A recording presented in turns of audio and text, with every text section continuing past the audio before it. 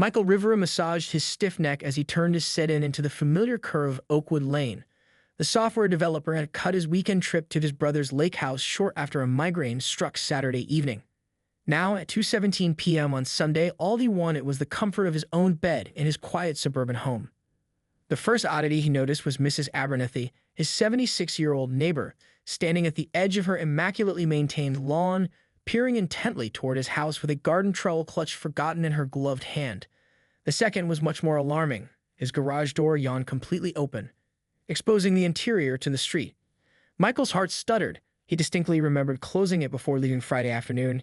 He always triple-checked his home security when traveling. As he slowed his car, he caught sight of an unfamiliar Ford F-150 pickup truck, maybe 5 years old, with faded blue paint and no company logo, backed right up to his garage entrance. "What the hell?" he muttered, pulling into his driveway at an angle that partially blocked the truck's exit path. A cold knot formed in his stomach as he stepped out of his car. That's when he saw them, two Hispanic men in their 30s wearing paint-splattered jeans and work boots, struggling to maneuver his Samsung front-loading washing machine onto the truck bed. They were being directed by a middle-aged white woman with an expensively highlighted blonde bob, designer sunglasses perched on her head, and the artificially enthusiastic demeanor of a real estate agent showing a property she secretly despised. "Careful with the corners.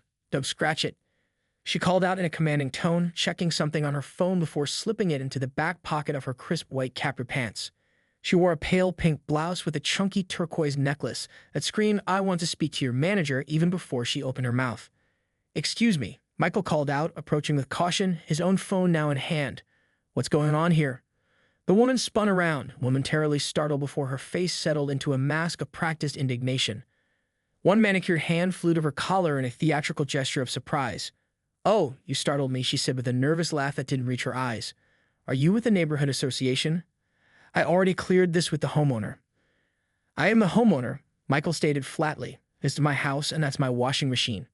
The woman, who would later be identified as Karen Wilkins, linked rapidly, her expressions cycling through several emotions in quick succession: surprise, calculation, panic, and finally an impressive pivot to righteous anger. "That's impossible," she declared, her voice rising an octave. "I specifically arranged to purchase this washing machine through the Marketplace app. The seller gave me this address for pickup and said they'd leave the garage open." She crossed her arms defensively. "If there's been some misunderstanding, it's certainly not my fault."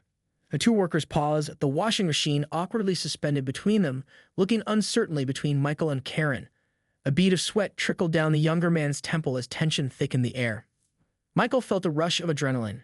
This woman was either confused or, more likely, attempting to steal his $1,200 appliance in broad daylight with the most brazen approach imaginable. "Look, I don't know what's happening here, but that's my washing machine, and I never listed anything for sale," Michael said firmly, raising his phone. "I'm going to start recording and call the police." He tapped the camera icon, starting a video as evidence. The red recording indicators seemed to trigger something in Karen. Her eyes widened and narrowed dangerously. "Don't you dare film me without my consent," she shrieked, lunging forward as if to grab his phone. "That's illegal." Michael stepped back quickly. "Ma'am, this is my property. I have every right to record what's happening on my own property." The two workers exchanged glances, clearly sensing they'd been pulled into something messy. The older one carefully set down his end of the washing machine. "Señora," he said cautiously to Karen in accented English. "Perhaps there is a mistake. We go now?" "You're not going anywhere." Karen snapped at them before turning back to Michael. Her voice rose to a pitch that could shatter crystal. "This is harassment. I am being threatened." A few neighbors had begun to emerge from their homes, drawn by the commotion. Mrs. Abernathy had been joined by a middle-aged couple from across the street and a jogger who had stopped mid-run. Michael, conscious of the audience but determined to prevent his washing machine from disappearing, positioned himself between the truck and the street. "Nobody's threatening you, but that truck isn't leaving with my appliance." The workers looked increasingly uncomfortable. The younger one muttered something in Spanish to his companion, who nodded solemnly. "Señor," the older worker addressed Michael, "we just hired to move. We no want trouble." Karen's theatrical performance escalated another notch. She pulled out her own phone with trembling hands, her voice wobbling with manufactured distress. "I'm calling 911. This man is blocking my vehicle. I'm a woman alone feeling very threatened right now." She dialed and within seconds was speaking to the dispatcher in a voice that had transformed from commanding harpy to wounded fawn. "Please help me," she whimpered, dabbing at completely dry eyes. "I'm at 1423 Oakwood Lane. I paid for an appliance and now some aggressive man is blocking my truck and threatening me. Yes, I'm afraid he might hurt me. Michael kept his camera rolling, focusing on maintaining his composure despite the blood pounding in his ears. He knew how these situations could escalate and how they could be misinterpreted. As a 6'2" black man confronting a white woman who was actively weaponizing her tears, he was acutely aware of the dangerous potential for misunderstanding. "Officers," he said loudly enough to be picked up by both his recording and Karen's call, "I am Michael Rivera, the homeowner at this address. I just returned home to find my garage open and these individuals removing my washing machine without permission. I am simply preventing theft of my property." The workers had retreated to the edge of the driveway, clearly wanting no part of the situation. The number one pulled out his own phone, perhaps calling someone for advice or preparing to document things himself. Karen paced in small circles, still performing for the 911 dispatcher. "He's recording me without permission. He's intimidating me. Please hurry." Michael addressed the growing number of neighbors directly. "Does anyone have footage from a doorbell camera or security system showing when my garage was opened? I've been away since Friday." Mrs. Abernathy called out, "I saw the truck arrive about 20 minutes ago, Michael. I thought you'd arranged for some work while you were gone." As the standoff continued, the distant wail of police sirens became audible, growing steadily louder. Karen's expression shifted momentarily to one of smug satisfaction before resuming its mask of distress. Two police cruisers pulled up in front of Michael's house within minutes, lights flashing but sirens now silent. 4 officers emerged from each vehicle.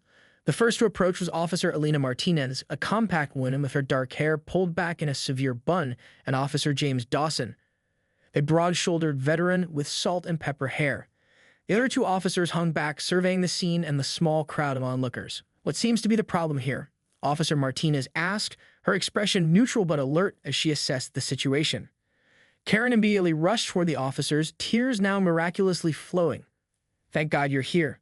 This man," she jabbed a finger in Michael's direction, "is trying to steal the washing machine I purchased. He's been threatening me and my workers." Officer Dawson turned to Michael, his hand resting casually near his holster. "Sir, your side of things?" "My name is Michael Rivera. This is my house," Michael replied evenly, lowering his phone but not stopping the recording. "I returned home early from a weekend trip to find my garage open and these people removing my washing machine without permission." "He's lying," Karen interjected shrilly. "I arranged to buy the machine through Marketplace. The seller told me to pick it up today." Officer Martinez raised a hand. "Ma'am, please let him finish. You'll get your turn." Michael continued, "I never listed anything for sale. I have no idea who this woman is. When I confronted her, she called 911, claiming I was threatening her." Officer Martinez nodded. "We need to sort this out properly. We'll need to see some identification and proof of residence." "Of course," Michael said, reaching slowly for his wallet. He produced his driver's license and handed it to Officer Martinez. "The address matches this house. I also have the deed inside and mail with my name on it." Karen scoffed. "Anyone can get a fake ID. I have text messages proving I arranged to buy this appliance." "Let's see those messages, please," Officer Dawson requested, extending his hand. Karen suddenly became flustered. "Well, I deleted them because my storage was full, but I can tell you exactly what they said." The 2 workers had been conferring quietly by the truck. The older one stepped forward hesitantly. "Officers," he said, "we only hired to move. The Senora," he gestured to Karen, "pay us cash to load machine.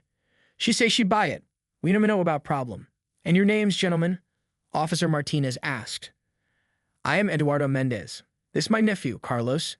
He handed over his ID, which Officer Martinez examined briefly before returning. "The garage was wide open when you arrived?" she asked. Eduardo nodded. "Sigh open. Segura say owner leave it open for us." While this conversation continued, Officer Dawson had gone with Michael to verify his residence. They returned moments later, Dawson nodding to his partner. "ID matches, mail in his name, family photos on the walls. He's provided utility bills in his name as well." Karen's indignation shifted to desperation.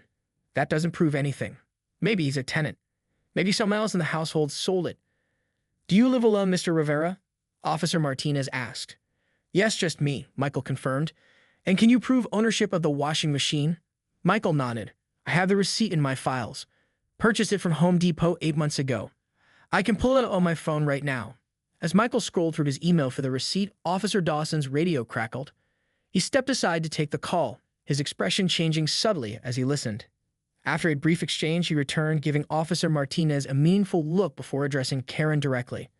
"Ma'am, could I get your full name and current address, please?" Karen Wilkins, she replied with practiced confidence, shoulders squared despite her continued sniffling. I live at 742 Evergreen Terrace in Westlake. Officer Dawson made a show of writing this down, though his expression suggested he already knew something Karen didn't. And your ID, Ms. Wilkins? He asked. It's in my purse in the truck, she said, moving toward the vehicle. I'll accompany you, Officer Martinez said firmly. As they walked to the truck, Officer Dawson moved closer to Michael, lowering his voice. Sir, just to be clear, you've never seen this woman before today? Never arranged any kind of sale or service with her? Never, Michael confirmed. I don't use Marketplace or selling apps. I've had no reason to get rid of a perfectly good washing machine I bought less than a year ago. Officer Dawson nodded thoughtfully. And you said your garage was locked when you left for your trip. Yes, I have a routine checklist before leaving town. Door down, security system armed. I can show you the app it logs when the system is armed and disarmed. Michael pulled up the security app on his phone, showing the log that confirmed his system had been armed continuously since Friday afternoon until he disarmed it upon arrival today. At the truck, Karen was rummaging through an expensive-looking handbag, her movements growing increasingly frantic. I can't seem to find my wallet, she announced. I must have left it at home, but I can tell you my driver's license number. Officer Martinez's expression hardened almost imperceptibly. That won't be necessary, ma'am. She spoke into her shoulder radio, requesting something in police code. Within moments, one of the officers who had remained by the cruisers approached with a tablet. Martinez took it, tapped the screen a few times, and then studied it intently before showing it to Karen. Is this you, ma'am? She asked. Karen's face drained of color. On the screen was what appeared to be a police bulletin with her photograph. There must be some mistake, she stammered, her confident persona crumbling. Officer Martinez returned to where Michael and Officer Dawson stood. The two officers conferred quietly for a moment, then Martinez nodded to the other officers who moved toward Karen. What's happening? Michael asked. Officer Dawson turned to him, his professional demeanor giving way to a hint of satisfaction. Sir, you're not going to believe this, but Ms. Wilkins here isn't actually Karen Wilkins. Her real name is Eleanor Prescott, and she's wanted in connection with a string of similar thefts across 3 counties. We've been looking for her for months. Michael stared in disbelief. She's been stealing washing machines. Washing machines, dryers, refrigerators, even a few HVAC units, Dawson explained. High-value appliances that can be resold quickly. We've had at least 24 reported cases that match her MO. Across the driveway, Eleanor was now being read her rights by the other officers, her protests growing increasingly desperate. This is all a misunderstanding. I'm being framed. You can't do this to me. The workers looked on in shock, Eduardo placing a protective hand on his nephew's shoulder. Mrs. Abernathy had edged closer to Michael. I knew something wasn't right, she declared. She didn't even wave when she arrived. Everyone in this neighborhood waves. Michael watched as handcuffs were placed on Eleanor's wrists, feeling a strange mix of relief, vindication, and disbelief that such an audacious crime had nearly been committed in broad daylight, at his home, no less. With Eleanor secured in the back of a police cruiser, Officer Martinez invited Michael to sit with her on his front porch steps. A notebook in hand, she began filling him in on the case that had frustrated law enforcement across multiple jurisdictions. We've been calling her the Appliance Bandit, Martinez explained, her professional demeanor softening slightly, though the department's official press releases just referred to an unknown suspect. For over 14 months, someone has been targeting homes where the owners appeared to be away, usually on weekends or holidays. How many? Michael asked, still processing the morning's events. 27 confirmed cases that match the exact same MO across Riverside, Orange, and San Bernardino counties, Martinez replied. Always the same approach, arriving in broad daylight with hired help, usually day laborers picked up that morning who have no idea they're participating in a crime. Officer Dawson joined them, adding, the genius of it, if you can call it that, was the sheer audacity. Who steals a washing machine? They're heavy, difficult to transport, and most people don't think to secure them like they would jewelry or electronics. But they're valuable, Michael noted. Exactly, Martinez nodded. High-end appliances can go for thousands new. Even used, a good washing machine, dryer, or refrigerator can fetch $500, $800 on the secondary market. We estimate she's stolen over $70,000 worth of appliances. Dawson consulted his tablet. Eleanor Prescott, age 47. Former real estate agent with Sunshine Properties until her license was revoked 3 years ago for ethics violations, specifically unauthorized access to properties she wasn't representing. The pieces clicked into place for Michael. So she used her real estate knowledge to identify targets? We believe so, Martinez confirmed. She knows how to spot patterns that indicate when homeowners are away, uncollected newspapers, unchanged porch lights, that sort of thing. And as a former agent, she knows neighborhood layouts, which homes might have valuable appliances based on recent renovations, and even which neighbors might be less attentive. Officer Dawson gestured to the gathered neighbors who were still watching from a respectful distance. Most people don't question someone confidently loading appliances. They assume it's a legitimate delivery or replacement. What gave her away? Michael asked. Martinez smiled slightly. You did, in a way. We've been building a profile for months, but never had a clear description or identification. 2 weeks ago, a homeowner in Corona installed a doorbell camera that caught her face, but only partially. It was enough to create an alert in the system. When you called in your report today, Dawson continued, the dispatcher flagged potential similarities to the appliance bandit cases. When we ran the name she gave us, Karen Wilkins, it came back as a real person who reported her wallet stolen 3 months ago. That's when we knew. We still need your statement, Martinez added, but you should know that you've helped solve one of the most persistent property crime cases in the area. Michael looked over at Eduardo and Carlos, who were speaking with another officer. What about them? Based on their statements and consistent with previous cases, they appear to be unwitting accomplices. Martinez explained. She picks up laborers, pays them cash for a few hours' work, and they have no reason to suspect anything illegal. We'll take their information, but they're not targets of the investigation. As they spoke, a detective arrived in an unmarked car, approaching with a tablet and digital recorder to take Michael's official statement. The Channel 8 news van had barely pulled away from the curb when Michael's phone pinged with another notification. This time it was his sister in Phoenix. Omanji, is this you? Followed by a link to the local news website featuring the headline, Homeowners Early Return Foils Appliance Bandit and Dramatic Citizen's Arrest. Michael sighed. In the 3 weeks since Eleanor Prescott's arrest, his life had taken on a surreal quality. What had begun as a simple confrontation over his washing machine had ballooned into something unrecognizable. The story had been picked up by news outlets across Southern California, his phone bombarded with interview requests and congratulatory messages from people he hadn't spoken to since high school. You're trending on Twitter again, his coworker Derek texted, followed by the hashtag #ApplianceBanditBuster. Michael hadn't asked for any of this attention. He'd simply returned home at the right moment. Yet somehow he'd become the face of citizen vigilance, a role that felt both uncomfortable and strangely meaningful. The most unexpected development came 10 days after the incident when Eduardo Mendez appeared at Michael's door with his nephew Carlos and a handwritten note. We want to thank you, Eduardo said, offering the envelope. For understanding, we not know about the crime. Police clear our names, but many people would not believe. Inside was a card signed by both men and an offer to help Michael install the security system he purchased, free of charge.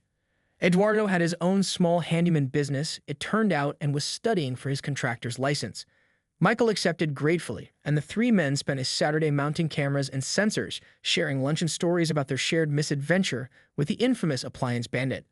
The case itself expanded dramatically as police executed search warrants on 3 storage units rented under various aliases by Eleanor Prescott. Inside, they discovered a treasure trove of stolen appliances, 23 washing machines, 18 dryers, 14 refrigerators, 6 dishwashers, and even 4 central air conditioning compressors. It's like an underground Best Buy in there, Detective Williams told Michael when he came to follow up on the case. We've already matched serial numbers to 17 reported thefts. We're asking other victims to come forward. When Michael testified at Eleanor's preliminary hearing and came face-to-face with her again, gone was the entitled Karen persona, replaced by a subdued woman in an orange jumpsuit who avoided eye contact. The judge denied bail, citing the extensive nature of the theft ring and evidence she was planning to flee the state. The experience changed Michael in subtle but significant ways. The new security cameras were just the beginning.